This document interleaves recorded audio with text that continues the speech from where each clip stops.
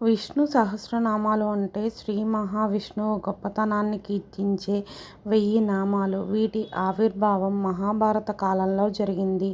కురుక్షేత్ర యుద్ధం ముగిసిన తర్వాత అంపశయ్యపై ఉన్న భీష్మ పితామహుడు ధర్మరాజు అడిగిన ధర్మ సందేహాలకు సమాధానంగా ఈ విష్ణు సహస్రనామాలను ఉపదేశించాడు.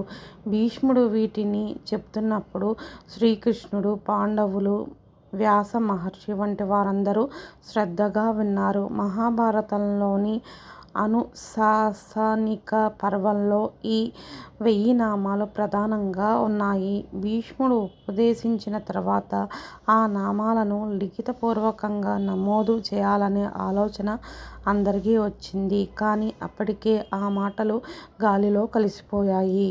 అప్పుడు శ్రీకృష్ణుడు ఒక ఉపాయం చెప్పాడు. పాండవులలో ఒకరైన సహదేవుడు స్ఫటికం ధరించినవాడు. శివుణ్ణి ప్రార్థిస్తే ఆ స్ఫటికం తాను గ్రహించిన శబ్ద తరంగాలను మళ్ళీ వినిపించగలదని చెప్పాడు. సహదేవుడు శివుణ్ణి ధ్యానించి ఆ సహస్రనామ శబ్ద తరంగాలను తిరిగి వినిపించేలా చేయగా ఆ నామాలను వేదవ్యాసుడు లిఖిత రూపంలో నమోదు చేశాడు. ఈ విధంగా భీష్ముడు ఉపదేశించిన విష్ణు సహస్రనామాలు వ్యాస మహర్షి ద్వారా గ్రంథస్థమై మనకు అందుబాటులోకి వచ్చాయి.